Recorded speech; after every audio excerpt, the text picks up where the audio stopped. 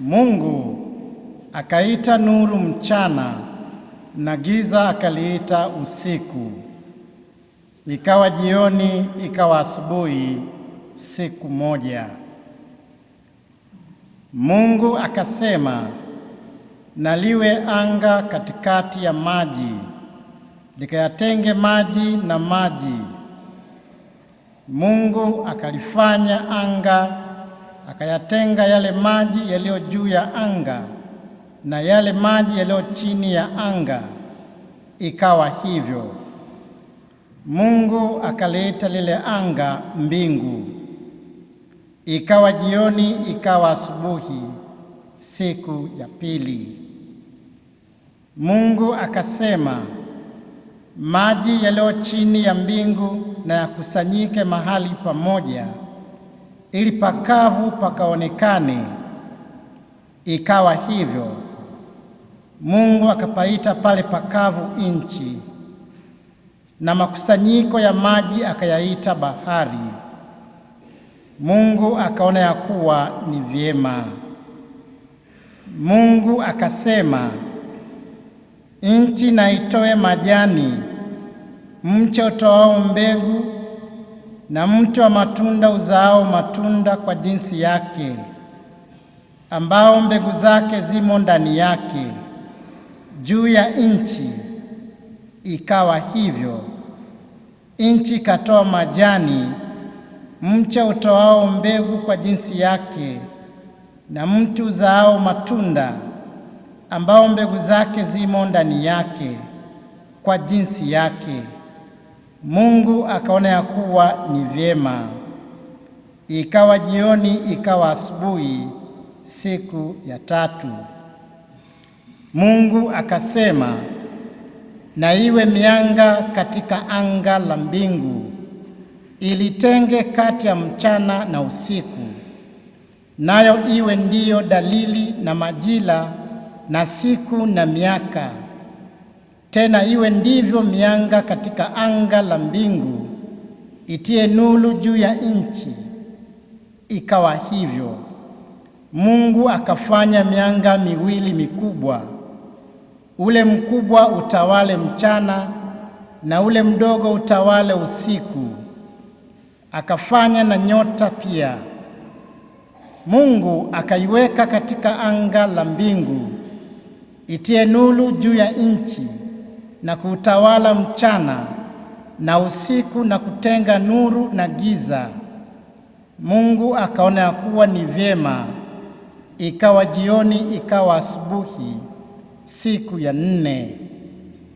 Mungu akasema, maji na yajawe kwa wingi, na kitu kiendacho chenye uhai, na ndege waruke juu ya nchi katika anga la mbingu. Mungu akaumba nyangumi wakubwa, na kila kiumbe chenye uhai kiendacho, ambavyo maji yalijawa navyo kwa wingi kwa jinsi zao, na kila ndege arukaye kwa jinsi yake.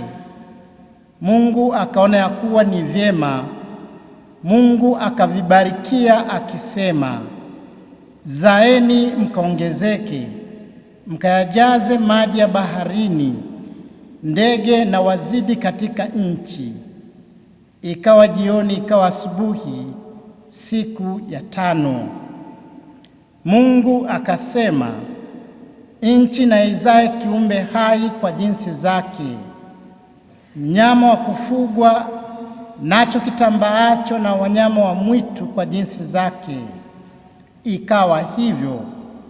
Mungu akafanya mnyama wa mwitu kwa jinsi zake, na mnyama wa kufugwa kwa jinsi zake, na kila kitu kitambaacho juu ya nchi kwa jinsi yake. Mungu akaona ya kuwa ni vyema. Mungu akasema, na tufanye mtu kwa mfano wetu, kwa sura yetu, wakatawale samaki wa baharini, na ndege wa angani, na wanyama, na nchi yote pia, na kila chenye kutambaa kitambaacho juu ya nchi. Mungu akaumba mtu kwa mfano wake, kwa mfano wa Mungu alimuumba mwanamume na mwanamke aliwaumba. Mungu akawabarikia. Mungu akawaambia, zaeni mkaongezeke, mkaijaze nchi na kuitiisha, na mkatawale samaki wa baharini na ndege wa angani na kila kiumbe chenye uhai kiendacho juu ya nchi. Mungu akasema, tazama, nimewapa kila mche utoao mbegu ulio juu ya uso wa nchi yote, pia na kila mti ambao matunda yake yana mbegu. Vitakuwa ndivyo chakula chenu, na chakula cha kila mnyama wa nchi, na cha kila ndege wa angani, na cha kila kitu kitambaacho juu ya nchi chenye uhai. Majani yote ya miche ndiyo chakula chenu. Ikawa hivyo. Mungu akaona kila kitu alichokifanya, na tazama, ni chema sana. Ikawa jioni, ikawa asubuhi, siku ya 6. Basi mbingu na nchi zikamalizika na jeshi lake lote, na siku ya 7 Mungu alimaliza kazi yake yote aliyoifanya. Akastarehe siku ya 7, akaacha kufanya kazi yake yote aliyoifanya. Neno la Bwana.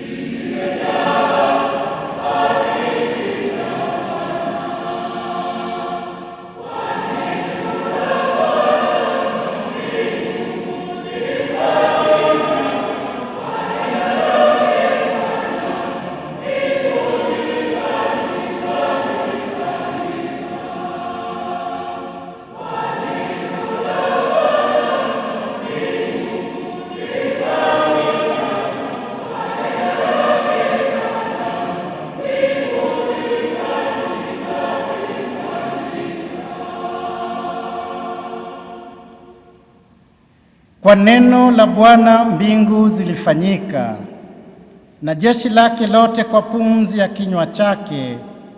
Hukusanya maji ya bahari chungu kwa chungu, huviweka vilindi katika ghala. Kitikio: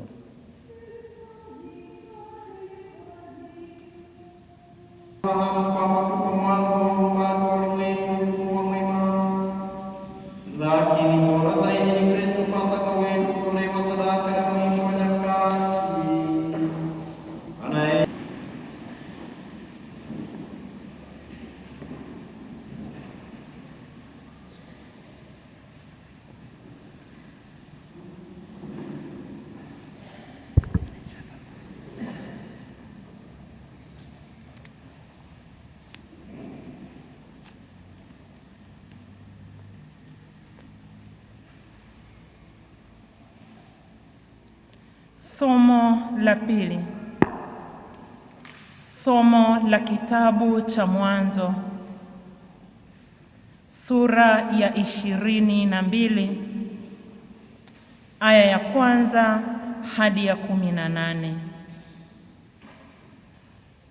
Wakati ule Mungu alimjaribu Ibrahimu akamwambia, Ibrahimu, naye akasema, mimi hapa.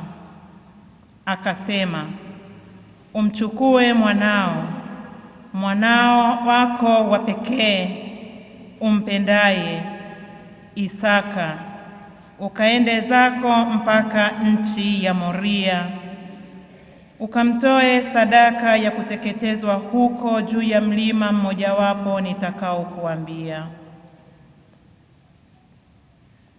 Ibrahimu akaondoka alfajiri, akatandika punda wake, akachukua vijana 2 pamoja naye na Isaka mwanawe, akachanja kuni kwa ajili ya hiyo sadaka ya kuteketezwa, akaondoka, akaenda mpaka mahali alipoambiwa na Mungu.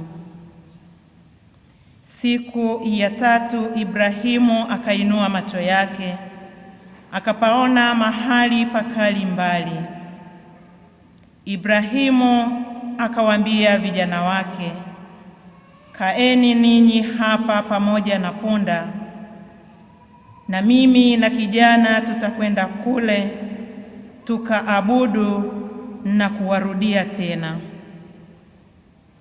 Basi Ibrahimu akazitoa kuni za hiyo sadaka, akamtwika Isaka mwanawe, akatoa moto na kisu mkononi mwake, wakaenda wote wawili pamoja. Isaka akasema na Ibrahimu baba yake akinena, baba angu. Naye akasema, mimi hapa mwanangu. Akasema, tazama, moto upo na kuni zipo, lakini yuko wapi mwanakondoo wa sadaka ya kuteketezwa? Ibrahimu akasema, Mungu atajipatia mwanakondoo kwa hiyo sadaka, mwanangu. Basi wakaendelea wote wawili pamoja. Wakafika mahali pale alipoambiwa na Mungu. Ibrahimu akajenga madhabahu huko, akaziweka tayari kuni, kisha akamfunga Isaka mwanawe, akamweka juu ya madhabahu, juu ya zile kuni. Ibrahimu akanyoosha mkono wake, akakitwaa kisu ili amchinje mwanawe. Ndipo malaika wa Bwana akamwita kutoka mbinguni, akasema, Ibrahimu, Ibrahimu. Naye akasema, mimi hapa. Akasema, usimnyoshee kijana mkono wako, wala usimtendee neno, kwa maana sasa ninajua ya kuwa unamcha Mungu, iwapo hukunizuilia mwanao wa pekee. Ibrahimu akainua macho yake, akaangalia, na tazama, kondoo mume yuko nyuma yake, amenaswa pembe zake katika kichaka. Basi Ibrahimu akaenda akamtoa huyo kondoo, akamtoa awe sadaka ya kuteketezwa badala ya mwanawe. Ibrahimu akapaita mahali hapo Yehova Yire, kama watu wasemavyo hata leo, katika mlima wa Bwana inapatikana. Malaika wa Bwana akamwita Ibrahimu mara ya pili kutoka mbinguni, akasema, nimeapa kwa nafasi yangu, asema Bwana, kwa kuwa umetenda neno hili, wala hukunizuilia mwanao wa pekee. Katika kubariki nitakubariki, na katika kuzidisha nitauzidisha uzao wako kama nyota za mbinguni na kama mchanga ulioko pwani, na uzao wako watamiliki mlango wa adui zao, na katika uzao wako mataifa yote ya dunia watajibarikia, kwa sababu umetii sauti yangu. Neno la Bwana.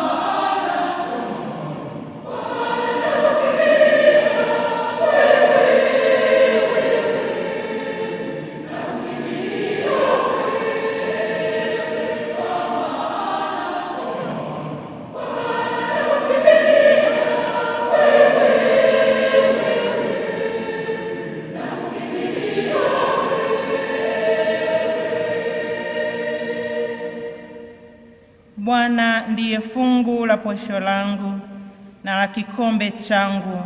Wewe unaishika kura yangu. Nimemweka Bwana mbele yangu daima. Kwa kuwa yako kuumeni kwangu, sitaondoshwa.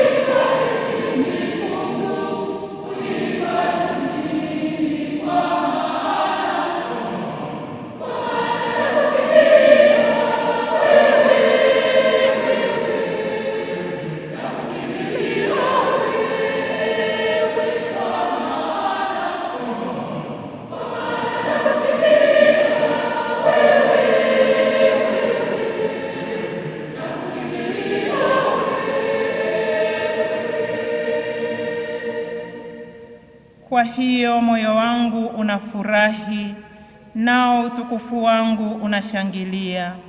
Naam, mwili wangu nao utakaa kwa kutumaini, maana hutakuachia kuzimu nafsi yangu, wala hutamtoa mtakatifu wako aone uharibifu. Ya uzima, mbele za uso wako ziko furaha tele, na katika mkono wako wa kuume mna mema ya milele.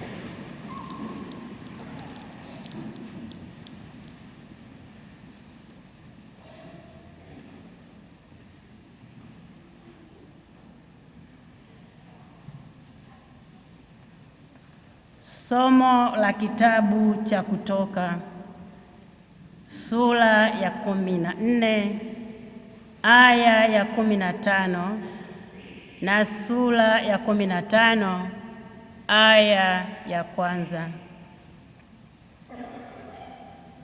Bwana akamwambia Musa, mbona unanililia mimi? Waambie wana wa Israeli waendelee mbele. Nawe inua fimbo yako ukanyoshe mkono wako juu ya bahari na kuigawanya, nao wana wa Israeli watapita kati ya bahari katika nchi kavu. Nami tazama, nitaifanya mioyo ya Wamisri kuwa migumu, nao wataingia na kuwafuatia, nami nitajipatia utukufu kwa Farao na kwa jeshi lake lote, kwa magari yake na kwa wapanda farasi wake. Na Wamisri watajua ya kuwa mimi ndimi Bwana nitakapokwisha kujipatia utukufu kwa Farao na magari yake na farasi zake.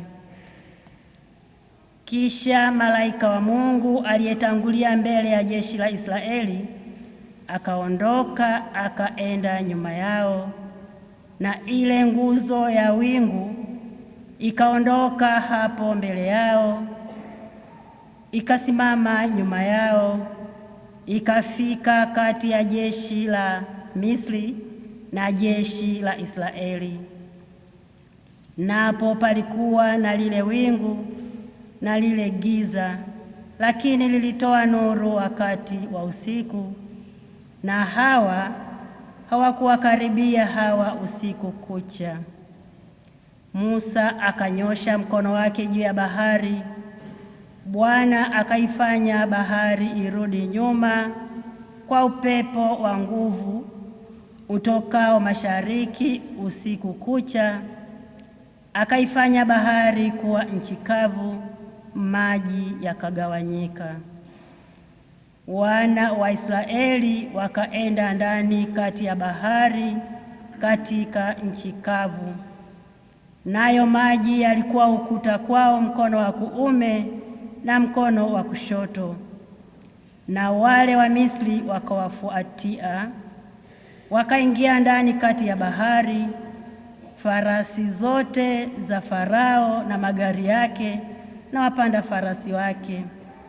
Ikawa katika zamu ya alfajiri, Bwana akalichungulia jeshi la Wamisri katika ile nguzo ya moto na ya wingu, akalifadhaisha jeshi la Wamisri, akayaondoa magurudumu ya magari yao hata yakaenda kwa uzito.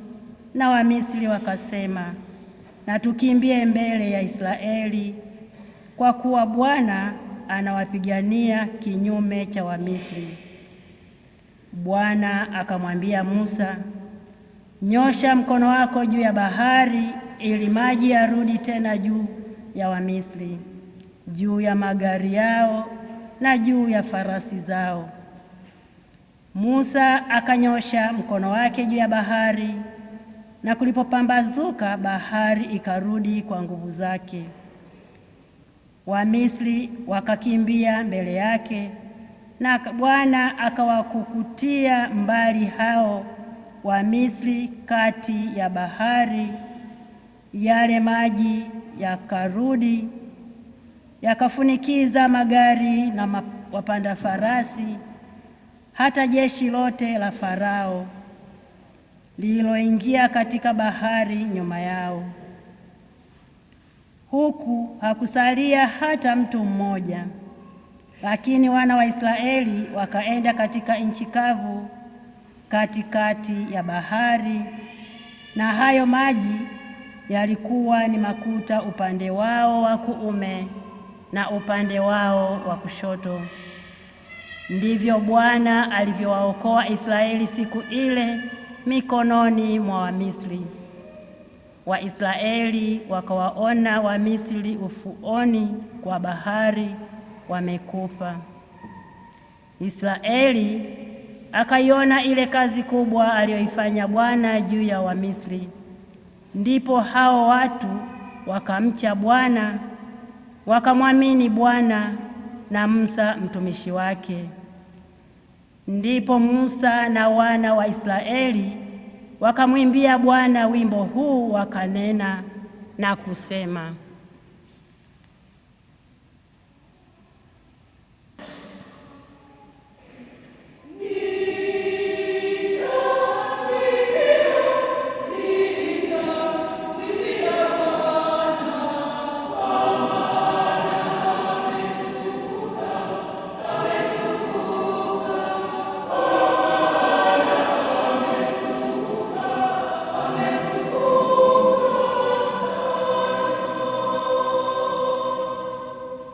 Nitamwimbia Bwana kwa maana ametukuka sana. Farasi na mpanda farasi amewatupa baharini. Bwana ni nguvu zangu na wimbo wangu, naye amekuwa wokovu wangu. Yeye ni Mungu wangu, nami nitamsifu, ni Mungu wa baba yangu, nami nitamtukuza.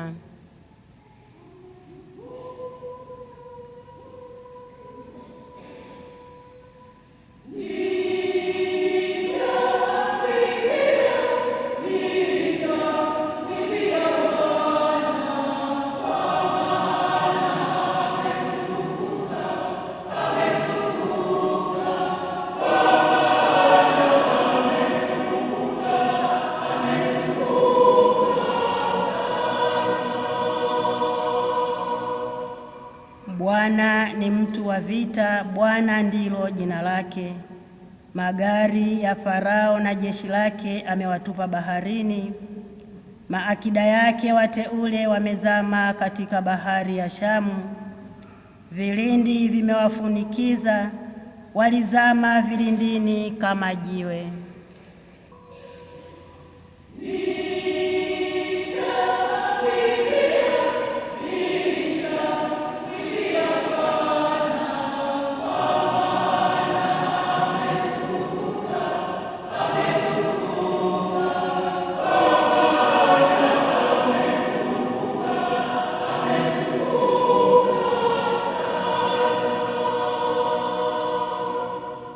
Bwana, mkono wako wa kuume umepata fahari ya uwezo. Bwana, mkono wako wa kuume wawasetaseta adui.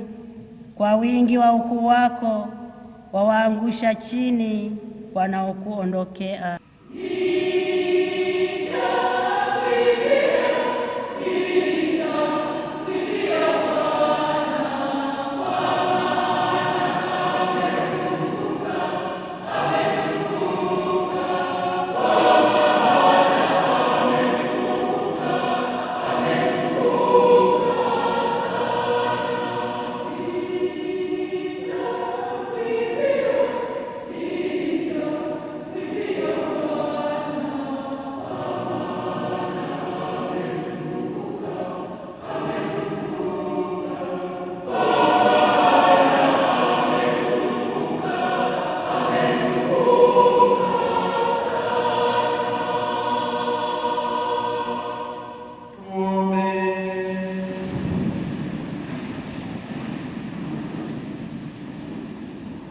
Ee Mungu, kwa hiyo na miujiza yako ya kale kung'aa siku hizi, kwa maana jambo ulilotendea taifa moja kwa nguvu ya mkono wako wa kuume, uliokoa kutoka katika dhuluma ya Farao, ndilo unalolitenda kwa ajili ya wokovu wa mataifa yote kwa maji ya uzaliwa upya. Wajalie watu wako wa dunia wahesabiwe miongoni mwa wana wa Ibrahimu na kushiriki utukufu wa taifa la Israeli. Naomba hayo kwa njia ya Kristo Bwana wetu.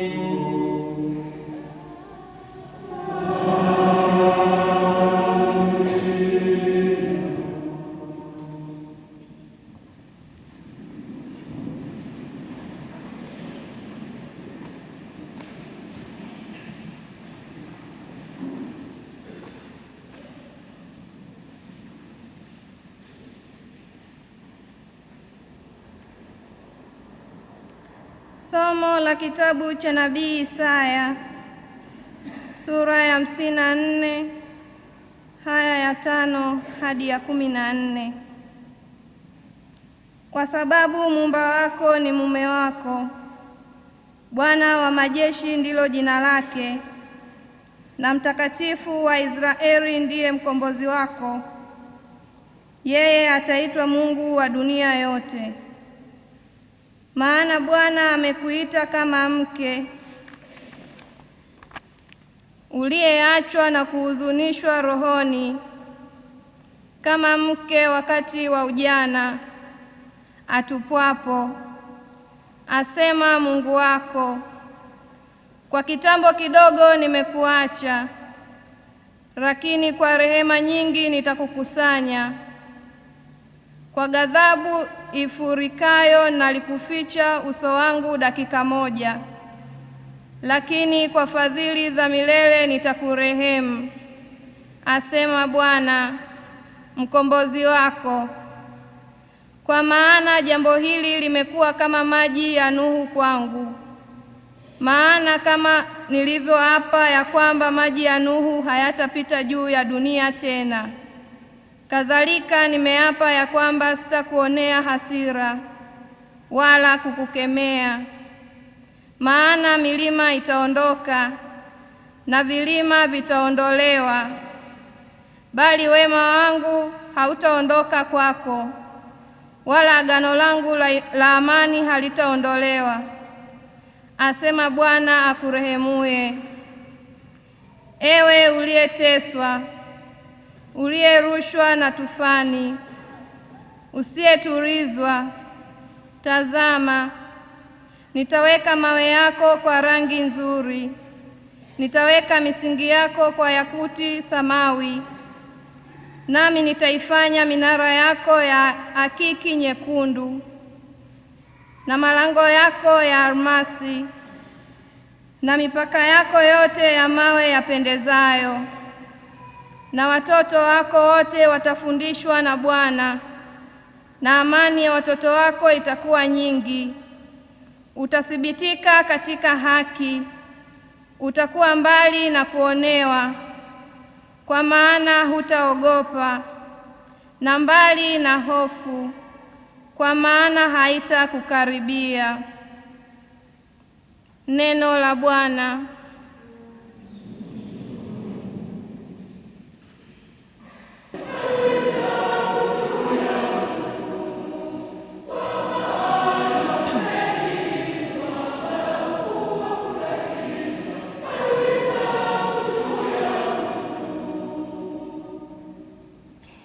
Bwana, nitakutukuza kwa maana umeniinua, wala hukuwafurahisha adui zangu juu yangu.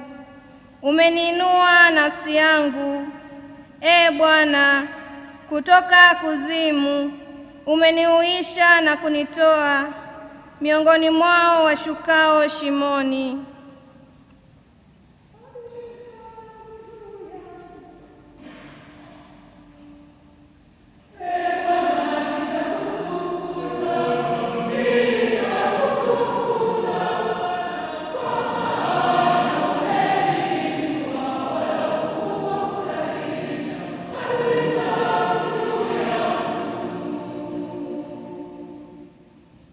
Mwimbieni Bwana zaburi, enyi watauwa wake, na kufanya shukrani kwa kumbukumbu la utakatifu wake.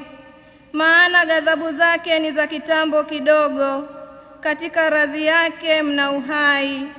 Huenda kilio huja kukaa usiku, lakini asubuhi huwa furaha.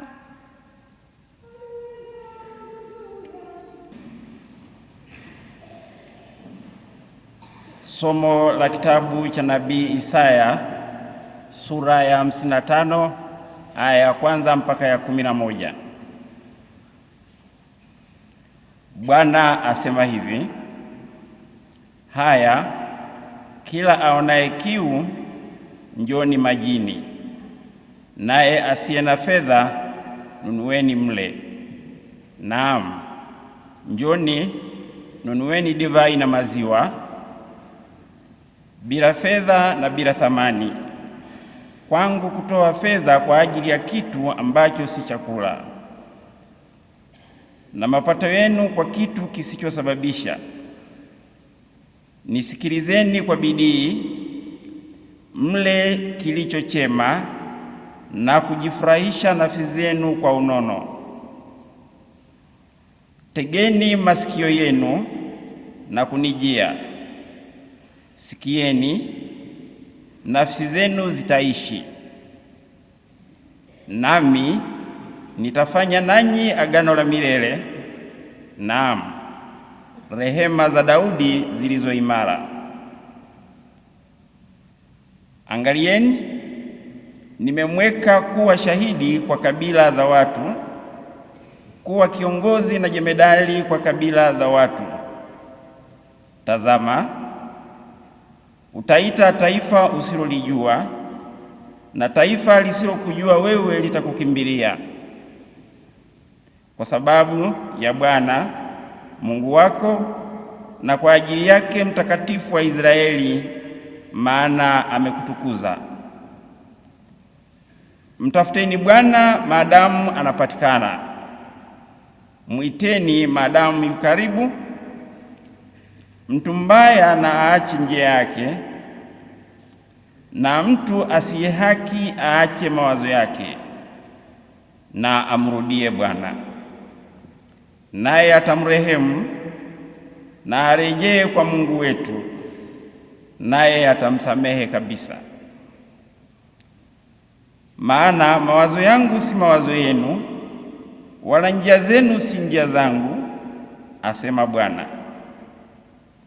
Kwa maana kwa vile mbingu zilivyo juu sana kuliko nchi, kadhalika njia zangu zi juu sana kuliko njia zenu, na mawazo yangu kuliko mawazo yenu. Maana kama vile mvua ishukavyo na theluji kutoka mbinguni, wala hairudi huko, bali kuinywesha ardhi na kuizalisha na kuichipuza, ikampa mtu apandaye mbegu na mtu alaye chakula, ndivyo vitakavyokuwa neno langu litokalo katika kinywa changu; halitanirudia bure, bali litatimiza mapenzi yangu, nalo litafanikiwa katika mambo yale niliyolituma. Neno la Bwana.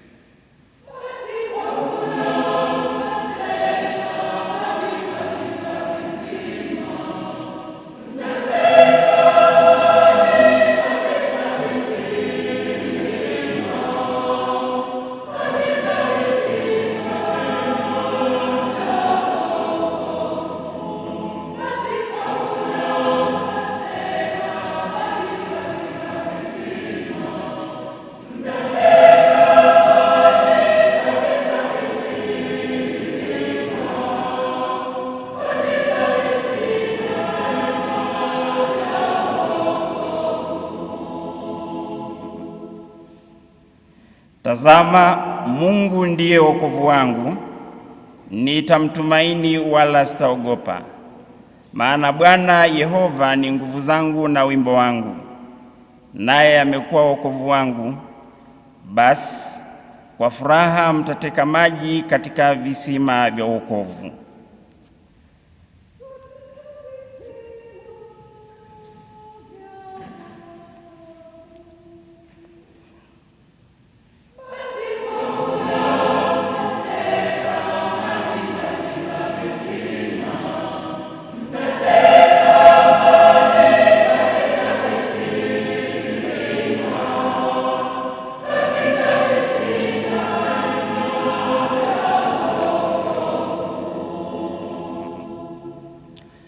Na katika siku hiyo mtasema, mshukuruni Bwana, litieni jina lake, yatangazeni matendo yake kati ya mataifa, litajeni jina lake kuwa limetukuka.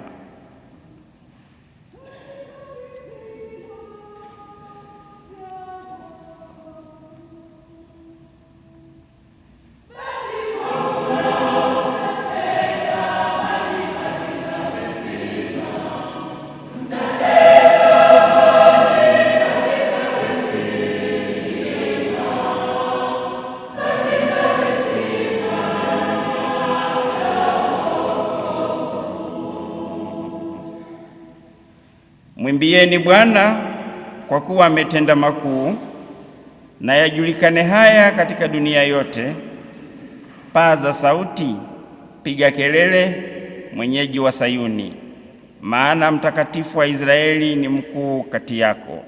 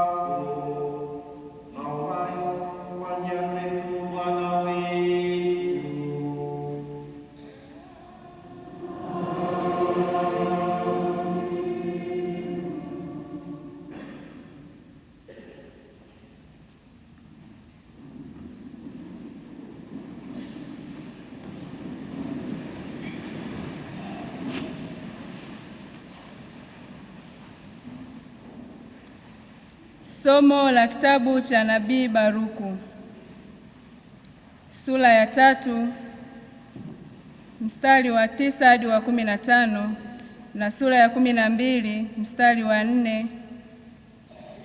Sikia, e Israeli, amri za uzima. Tega sikio lako kujua hekima. Imekuwaje, e Israeli? Uko katika nchi ya adui zako, ukizeeka katika nchi ya kigeni. Umetiwa najisi na wafu, umehesabiwa nao washukao shimoni. Umeiacha chemichemi ya uzima. Maana kama ungaliufuata njia ya Mungu, ungalikaa kwa amani siku zote. Itafute hekima ilipo, na nguvu na maarifa, ili ujue ulipo wingi wa siku na uzima, ilipo nuru ya macho na amani. Ni nani aliyeona mahali pake na kuingia katika gara zake? Lakini yeye ajuaye yote anaijua, aliitambua kwa ufahamu wake. Yeye aliyeweka dunia milele na kuijaza wanyama wenye miguu minne.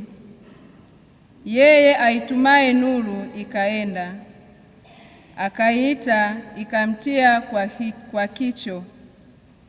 Nyota zikang'aa katika majira yake zikafurahi. Alipoziita zilisema, tupo hapa. Na kwa furaha zikamng'alia muumba wao. Huyu ndiye Mungu wetu, wala hakuna afanani naye. Ameuvumbua njia yote ya hekima, akampa Yakobo mtumishi wake na Israeli mpendwa wake. Baadaye hekima ikaonekana duniani, ikakaa na watu. Hiki ni kitabu cha amri za Mungu na sheria idumuyo milele. Wote waishikao wataona uzima, lakini waiachao watakufa. Rudi, e Yakobo, uishike, uiendee nuru yake katika mwangaza wake. Usimpe mwingine utukufu wako, wala mataifa ya kigeni maafa yako. E Israeli, tu heri sisi, maana mambo yampendezayo Mungu yamejulishwa kwetu. Neno la Bwana.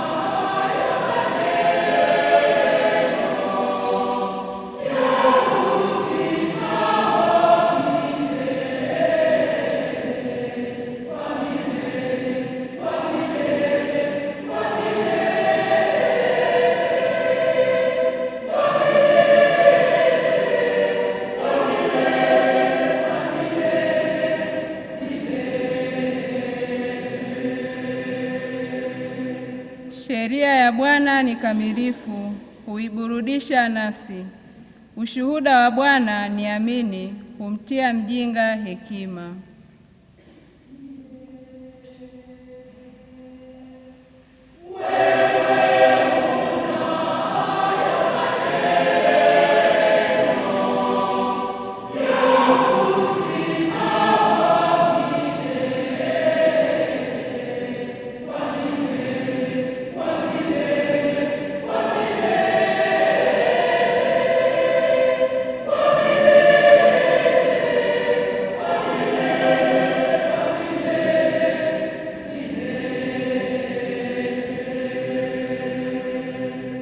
Maagizo ya Bwana ni adili, huufurahisha moyo.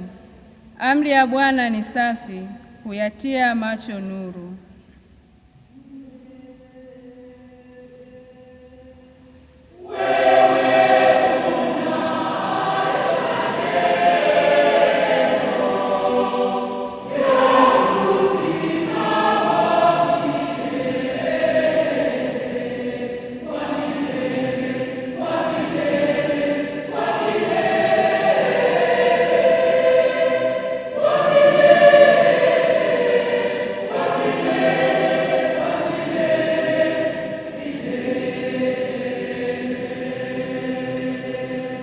Kicho cha Bwana ni kitakatifu, kinadumu milele. Hukumu za Bwana ni kweli, zina haki kabisa.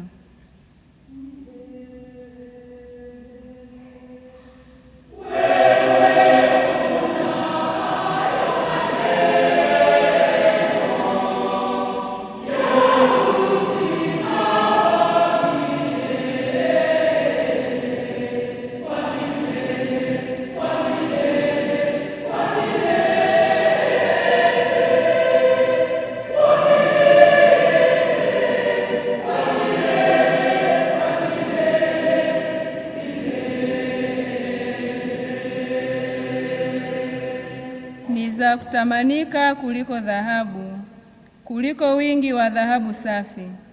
Nazo ni tamu kuliko asali, kuliko sega la asali.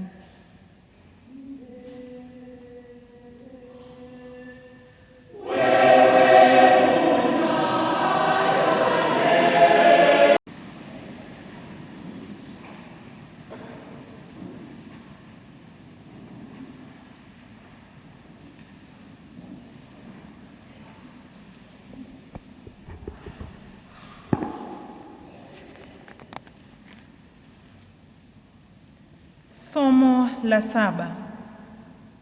Somo la kitabu cha nabii Ezekieli, sura ya 36 aya ya 16 hadi ya 28. Neno la Bwana likanijia kusema, mwanadamu, nyumba ya Israeli walipokaa katika nchi yao wenyewe, waliitia uchafu kwa njia yao na kwa matendo yao. Njia yao mbele zangu ilikuwa kama uchafu wa mwanamke wakati wa kutengwa kwake. Kwa hiyo nalimwaga hasira yangu juu yao kwa ajili ya damu walioimwaga juu ya nchi, na kwa sababu wameitia uchafu kwa vinyago vyao. Nikawatawanya katika mataifa, wakatapanyika katika nchi nyingi, kwa kadiri ya njia yao na kwa kadiri ya matendo yao naliwahukumu. Nao walipoyafikiria mataifa yale walioyaendea, walilitia unajisi jina langu takatifu, kwa kuwa watu waliwanena wakisema, watu hawa ni watu wa Bwana, nao wametoka katika nchi yake. Lakini naliwahurumia kwa ajili ya jina langu takatifu, ambalo nyumba ya Israeli walikuwa wamelitia unajisi katika mataifa walioyaendea. Kwa hiyo waambieni nyumba ya Israeli, Bwana Mungu asema hivi: sitendi hili kwa ajili yenu, nyumba ya Israeli, bali kwa ajili ya jina langu takatifu mlilolitia unajisi katika mataifa mlioyaendea. Nami nitalitakasa jina langu kuu lililotiwa unajisi katika mataifa mlilolitia unajisi kati yao, nao mataifa watajua ya kuwa mimi ndimi Bwana, asema Bwana Mungu, nitakapotakaswa kati yenu mbele ya macho yao. Maana nitawatwaa kati ya mataifa, nami nitawakusanya na kuwatoa katika nchi zote na kuwarudisha katika nchi yenu wenyewe. Nami nitawanyunyizia maji safi, nanyi mtakuwa safi. Nitawatakaseni na uchafu wenu wote na vinyago vyenu vyote. Nami nitawapa ninyi moyo mpya, nami nitatia roho mpya ndani yenu, nami nitatoa moyo wa jiwe uliomo ndani ya mwili wenu, nami nitawapa moyo wa nyama. Nami nitatia roho yangu ndani yenu na kuwaendesha katika sheria zangu, nanyi mtazishika hukumu zangu na kuzitenda. Nanyi mtakaa katika nchi ile niliyowapa baba zenu, nanyi mtakuwa watu wangu, nami nitakuwa Mungu wenu. Neno la Bwana.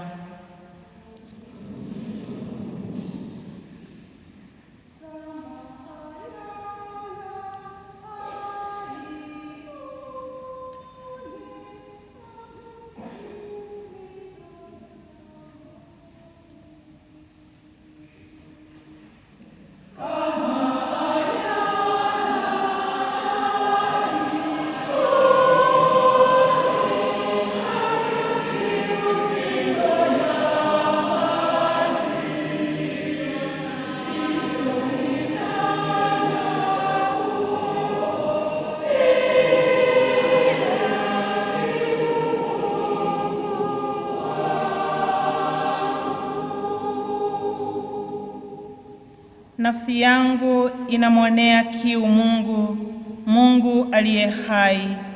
Lini nitakapokuja nionekane mbele za Mungu?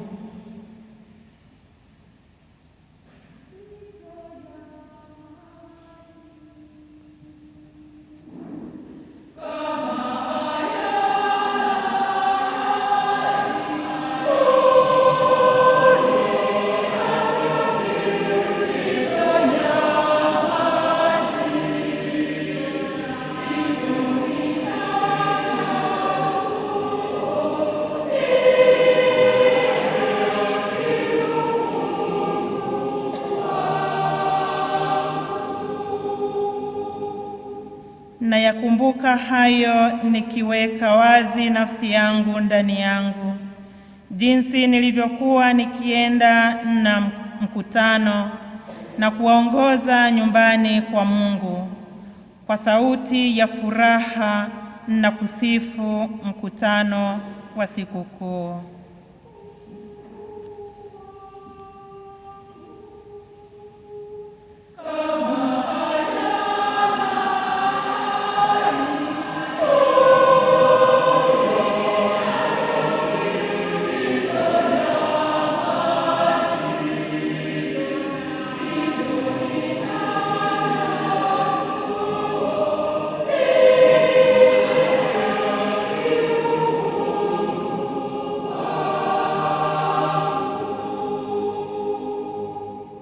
Niletewe nuru yako na kweli yako ziniongoze, zinifikishe kwenye mlima wako mtakatifu na hata maskani yako.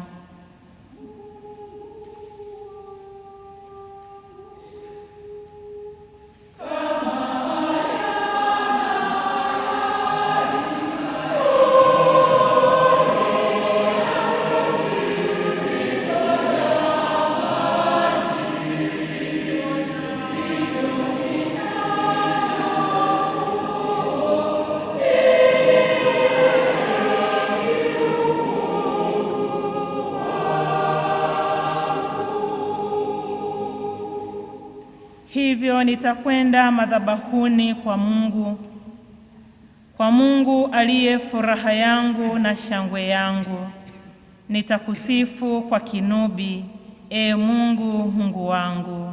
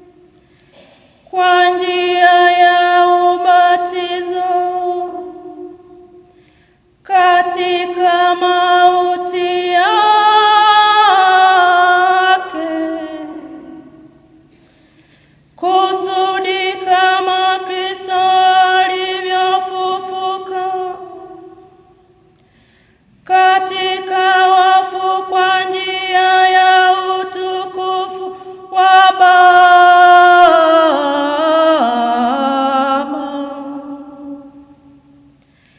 Vivyo hivyo na sisi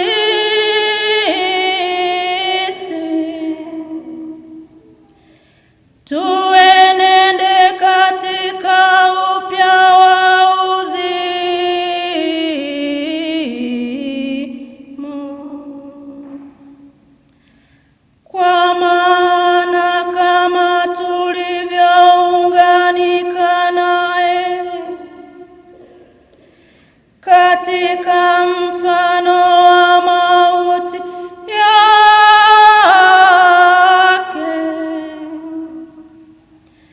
kadhalika tutaunganika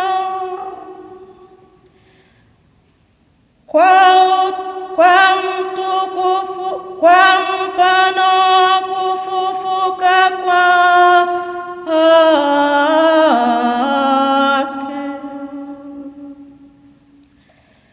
tukijua neno hili, ya kuwa utu wetu wa kale ulisulubishwa pamoja naye,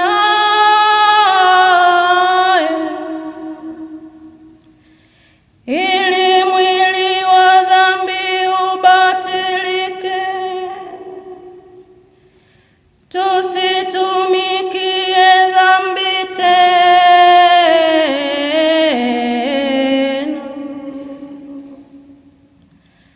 kwa kuwa yeye aliyekufa amehesabiwa haki mbali na dhambi. Lakini tukiwa tulikufa pamoja na Kristo,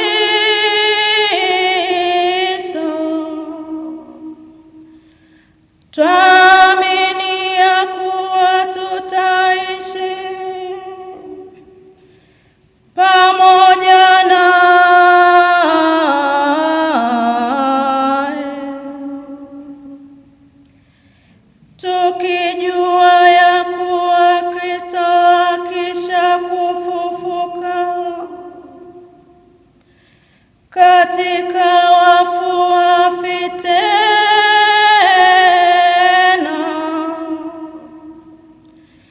wala mauti haimtawali tena.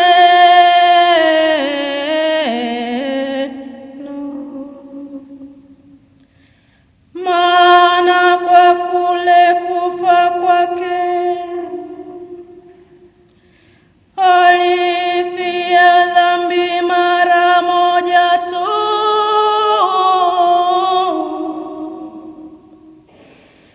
lakini kwa kule kuishi kwake amwishia Mungu. Vivyo hivyo ninyi nanyi jihesabuni kuwa wafu kwa dhambi